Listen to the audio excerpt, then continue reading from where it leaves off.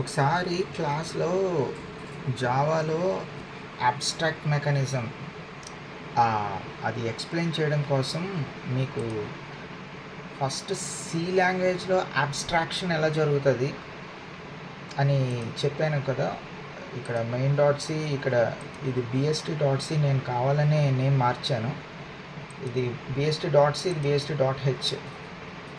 So యాక్చువల్గా programme will be here, right? But the customer only calls from the main.c. So how these three programs are interacting and how they are going to give the same output when we are giving the instructions from the main.c. main.c నుంచి ఇక్కడ main.c నుంచి మనము instructions ఇస్తూ ఉంటే పక్కనున్న engineer. So ఇక్కడ మొత్తం actual functionings అన్నీ ఇక్కడ జరిగి ఇక్కడ నుంచి ఎగ్జిక్యూషన్ అయ్యి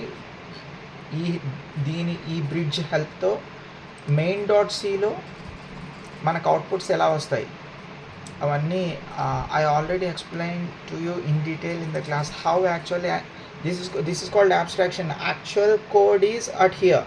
We are hiding this code and we are only showing what the customer needs to know, up to where we are giving limitations to the customer to watch the code to up to certain extent. We are not giving full rights to the customer to see the entire code. We are already hiding the entire code, right? ఇదంతా మనం hide చేస్తున్నాం. So ఇదంతా నేను మీ క్లాస్లో explain చేశాను కదా. ఒక్కసారి ఇది నేను చూడకుండా మొత్తం ఈ 3 సెక్షన్స్ ఆఫ్ కోడ్ని చూడండి. 3 సెక్షన్స్ ఆఫ్ కోడ్ మనము ఎగ్జిక్యూట్ చేస్తే అవుట్పుట్ అలా వస్తుంది. I already told you, right? See, like that. That means from the main program we are giving the inputs, and the third program is going to execute the inputs, and this program is going to give the outputs to the main program. So we are getting the outputs like this. ఇదంతా నేను క్లాస్లో చెప్పాను కదా. ఈ programme ఈ 3 sections of ప్రోగ్రామ్ని నేను చూడకుండా రాసా. ఈరోజు మార్నింగ్ మొదలుపెట్టా. ఫస్ట్ అవర్ ఖాళీ ఉంటే అప్పుడు మొదలుపెట్టా చూడకుండా రాసి. అలాగా మధ్య మధ్యలో ఫ్రీ టైంలో నాకు టైం దొరికినప్పుడు అలాగ మొత్తం రాశాను. ఇవన్నీ ఇక్కడ ఈ పెట్టడం మర్చిపోయాను ఈ రెడ్ పెన్తో. అది కరెక్షన్స్ అన్నమాట. సో ఇదేమో మెయిన్ డాట్ సి, ఇదేమో బిఎస్టీ డాట్ హెచ్.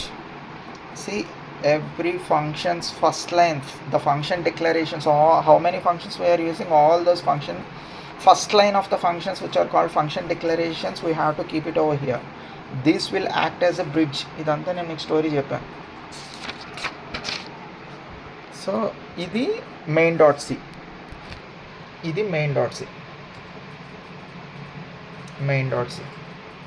సి ఇక్కడ హౌస్ క్రియేషన్, అవన్నీ హౌస్ క్రియేషన్ ఇక్కడ. Okay, house creation and all those things. దీనికి దీనికి ఒక స్టోరీ కూడా క్రియేట్ చేశా. యాక్చువల్ స్టోరీ అది ఎక్కడ ఉంది?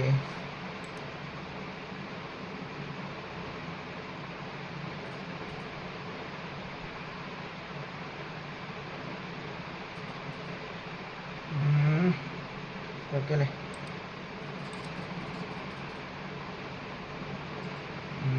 ఇక్కడ ఇలాగ ఆ అబ్స్ట్రాక్ట్ డేటా టైప్ ఇక్కడ చూస్తున్నారా? Main dot C, BST dot H, BST dot C.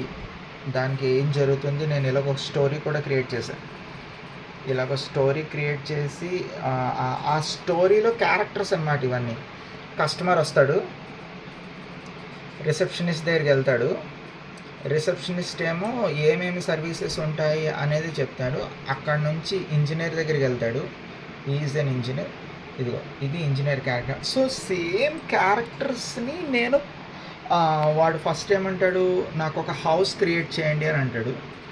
So ఆ హౌస్ అవన్నీ మొత్తం ఆ సేమ్ క్యారెక్టర్స్ అన్నీ నేను ప్రోగ్రాంలో పెట్టేశాను అనమాట. సో క్రియేట్ హౌస్, ఓకే, ఆ కస్టమర్ నోట్బుక్, ఇలా ఇలా ఇలా మొత్తం ఆ క్యారెక్టర్స్ని నేను కోడ్లో పెట్టి వేరియబుల్స్గా మార్చి చెప్పాను. సో దట్ ఈ స్టోరీ కోడింగ్లో ఈ విధంగా నడుస్తూ ఉంటుంది. సో ఇంజనీర్ డాట్ సి, ఇదిగో స్ట్రక్ట్ లెఫ్ట్ స్ట్రక్ట్ రైట్ మొత్తం ఈ స్టోరీ అంతా. సో నా తర్వాత ఇదంతా ఇలా ఇలా చేసా, ఇదంతా కరెక్షన్ చేసుకున్నా, ఇదంతా కరెక్టే, ఆల్మోస్ట్ ఇక్కడ దాకా కరెక్టే.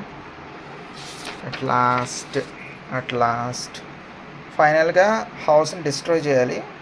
అంటే already C language will allocate some memory, we need to free that memory, right? So దాన్ని ఆల్రెడీ నేను స్టోరీలో ఎలా క్రియేట్ చేశానంటే, ఆ కాన్సెప్ట్ని we are going to construct a house. After completing our task we need to destroy our house అని అలాగ ఒక డిస్ట్రాయ్ అనే వేరియబుల్ పెట్టి ఇంకా అలాగా చేసుకొచ్చా. ఫైనల్గా బిఎస్టీ డాట్ సిలో లాస్ట్గా ఇక్కడితోటి ఎండ్ అవుతుంది. C only BST dot C almost 527 lines, 526 lines of code. ఇవన్నీ బిగ్ కోడ్సే. సో ఫ్రీ కరెంట్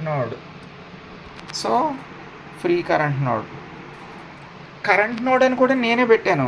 కరెంట్ అంటే అట్ ప్రెసెంట్ ఇప్పుడు మనం ఏ ట్రీలో ఏ నోడ్లో ఉన్నాము అని చెప్పడం కోసం కరెంట్ నోడ్ అని పెట్టాను. సో ఫైనల్లీ ఇట్ ఈస్ ఇక్కడ నుంచి finally it is going to return to main dot C to the function call customer house.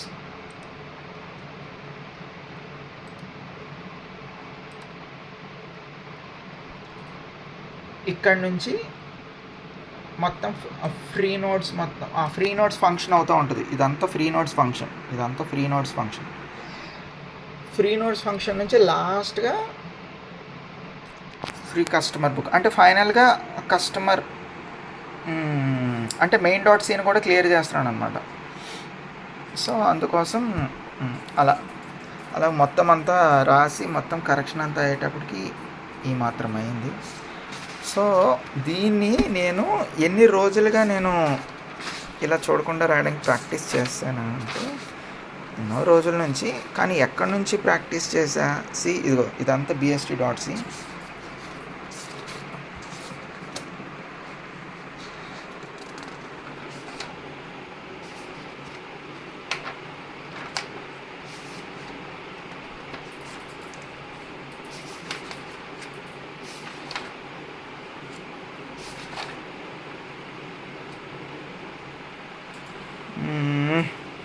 Yeah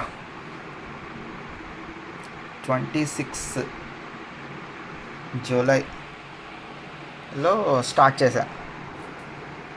అప్పుడు బిఎస్టీ డాట్స్ అప్పుడు ఆ వేరియబుల్స్ ప్రోగ్రామ్ రాశాను.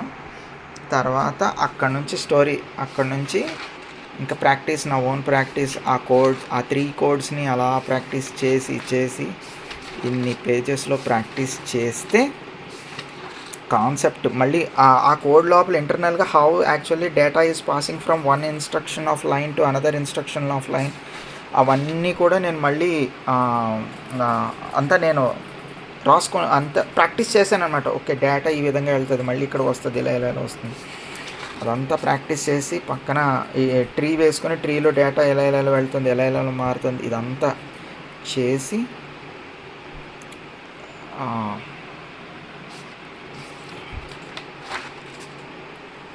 ఇదంతా ఇలా ప్రాక్టీస్ చేసి తర్వాత ఇక్కడ నుంచి నేను వేరియబుల్స్ మార్చేసాను. బిఎస్టీ డాట్ సి నుంచి ఇంజనీర్ డాట్ సి ఇలా why because actual functioning is happening in BST dot C, right? So BST dot సిని నేను ఇంజనీర్ డాట్ సిగా ఎందుకు మార్చకూడదు? Main dot C is a customer కాబట్టి కస్టమర్ని నేను మెయిన్ డాట్ సిగా పెట్టా. ఇఫ్ యూ సీ ఇది కస్టమర్ని మెయిన్ డాట్ అంటే క్యారెక్టర్స్ క్రియేట్ చేశాను అనమాట. మనం ఏంటి బిఎస్టీ డాట్ సి ఇక్కడ మొత్తం యాక్చువల్ ఫంక్షనింగ్స్ అన్నీ ఇందులో జరుగుతుంటే దాన్ని నేను ఇంజనీర్ అని పెట్టాను. మధ్యలో హెడర్ ఫైల్ని bst.h అనుకున్నాం, దాన్ని ఒక రిసెప్షనిస్ట్లా పెట్టా. అవే నేను క్యారెక్టర్స్లా కూడా క్రియేట్ చేశాను స్టోరీలో. ఇలా ఇలా ఒక స్టోరీ క్రియేట్ చేసి, అదిగో కస్టమర్ వచ్చాడు, కస్టమర్ అరైవ్స్, రిసెప్షనిస్ట్ అడిగారు, receptionist given a direction to the engineer. నేను ఆల్రెడీ క్లాస్లో చెప్పాను, ఆ ఇంజనీర్ పలానా 101 రూమ్లో ఉన్నాడు అని అన్నాను కదా.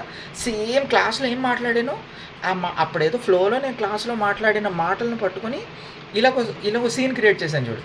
Customer goes to engineer even నేను అప్పుడెప్పుడో మన సెమినార్ హాల్లో ఎక్కడ ఏదో రూమ్ నెంబర్ 101 గుర్తొస్తే 101 అన్న, అది మీకు బాగా అర్థం అవ్వాలని ఇక్కడ కూడా 101 అని పెట్టా స్టోరీలో. Thank you, I will go to engineer అని రిసెప్షనిస్ట్ తోటి అని ఇప్పుడు వాడు ఇంజనీర్ దగ్గర బయలుదేరుతున్నాడు. ఇదంతా నేను క్లాస్లో చెప్పాను కదా. ఆ క్యారెక్టర్స్ని అలా క్రియేట్ చేసి ఆ క్యారెక్టర్స్ని ప్రోగ్రాంలో కూడా పెట్టా. ప్రోగ్రాంలో కూడా ఇలానే పెట్టా. రిసెప్షనిస్ట్ ఇంకా మీకు చూపిస్తాను చూడండి. ఇప్పుడు చూస్తే ఇదిగో సి రిసెప్షనిస్ట్ సేమ్ అలాగా ఆ క్యారెక్టర్స్ అన్నీ అలానే పెట్టా. మెయిన్ డాట్స్ ఈజ్ కస్టమర్ కాబట్టి కస్టమర్, ఆ కస్టమర్ నోట్బుక్లో రాసుకుంటాడనమాట ఇంజనీర్ ఏమేమి తయారు చేస్తున్నాడు అనేది. సో అలానే ఇది వచ్చేటప్పటికి ఇది ఇంజనీర్.సి, ఇది ఇంజనీర్.సిగా పెట్టి దాని యొక్క ఫంక్షన్ ఫ్లో మొత్తం అంతా చేసి, ఇప్పుడు ఇంజనీర్.సికి రిసెప్షనిస్ట్ కామన్గా ఉంటుంది, మెయిన్.సికి రిసెప్షనిస్ట్ కామన్గా ఉంటుంది, మధ్యలో బ్రిడ్జ్, అది కోడ్లో అలా రాయాలన్నమాట. సో ఇంజనీర్.సికి ఇలా రిసెప్షనిస్ట్ ఉంటుంది. ఎనీవేస్ సో ఇలా ప్రోగ్రామ్ని ఇంతలా ప్రాక్టీస్ చేస్తే కానీ పర్ఫెక్ట్గా రాదు. మనం చూడకుండా ఇప్పుడు 500 లైన్స్ ఆఫ్ ప్రోగ్రామ్, ఇది 500 లైన్స్ ఆఫ్ ప్రోగ్రామ్ చూడకుండా రాయడం విత్ పర్ఫెక్షన్ అంత ఈజీ కాదు. మళ్ళీ బట్టి కొట్టకూడదు కదా. మనము స్టోరీ క్రియేట్ చేసి ఆ స్టోరీ ప్రకారము ప్రోగ్రామ్ తయారు చేసుకుని ఆ ప్రోగ్రామ్ని అలా రాసుకొని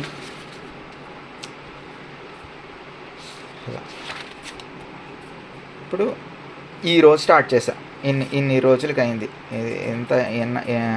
ఎంత ప్రాక్టీస్ చేశాను, ఎక్కడి నుంచి ప్రాక్టీస్ చేశానంటే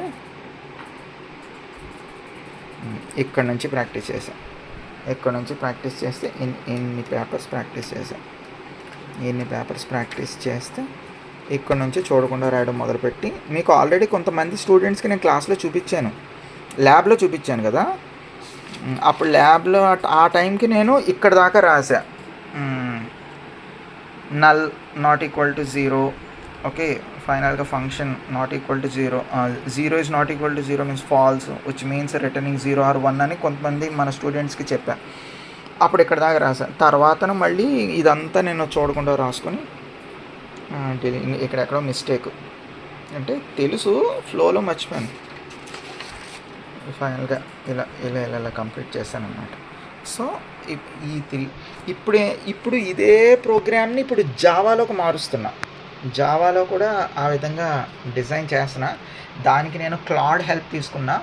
ఈ చాట్‌జీపీటీ కోడెక్స్ ఏజెంట్ కన్నా నాకు క్లాడే బాగా అనిపించింది. అబ్బో 90% యూసేజ్ అయిపోవచ్చింది ఈ రోజుకి. ఇప్పుడు సేమ్ అవే క్యారెక్టర్స్ మెయిన్.సి, రిసెప్షనిస్ట్.హెచ్, ఇంజనీర్.సిని నేను ఇప్పుడు దాన్నే జావాలోకి మారుస్తున్నా. కస్టమర్.జావా, రిసెప్షనిస్ట్.జావా, ఇంజనీర్.జావా. ఇప్పుడు దీన్ని బట్టి ఇప్పుడు సి లాంగ్వేజ్లో అబ్స్ట్రాక్షన్ ఎలా జరిగింది, ఇప్పుడు హ్యాష్ ఇంక్లూడ్ stdio.h డైరెక్ట్గా డంప్ చేస్తాం. ఇంటర్నల్గా మనం ఏం చేస్తాం, దానిలో డైరెక్ట్గా మనం రాసాం. లోపల ఆ stdio.h లోపల ప్రింట్ఎఫ్ స్కాన్ మొత్తం హైడ్ అయి ఉంటాయి కదా, అవన్నీ లాగుతాం. అలానే ఇప్పుడు జావాలో కూడా కొన్ని హైడ్ చేస్తూ ఉంటాం. ఓన్లీ అవసరమైనప్పుడు వాటి క్యారెక్టర్స్ బయటికి లాగుతూ ఉంటాం. అలాగో 3 ప్రోగ్రామ్స్ని మళ్ళీ నేను క్రియేట్ చేశాను. ఇప్పుడే క్లాడ్ క్రియేట్ చేసింది. మళ్ళీ ఇప్పుడు ఇందులో మిస్టేక్స్ ఇస్తూ ఉంటాయి. ఇవన్నీ ఆ మిస్టేక్స్ అన్నీ ఫిల్టర్ చేయాలి. ఆ క్యారెక్టర్స్ సేమ్ క్యారెక్టర్సే పెట్టా. జావాలో కూడా ఆ సేమ్ క్యారెక్టర్సే పెట్టా. One second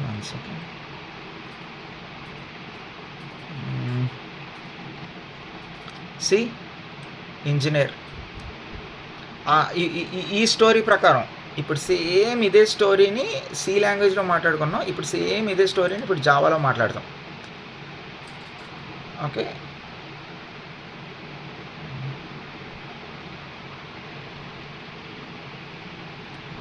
okay. ఓకే. ఓకేలే. సో, ఎనీవేస్ ఇలాగ ప్రాక్టీస్ చేయాలి కోడ్‌ని. అర్థమవుతుందా? ఓకే.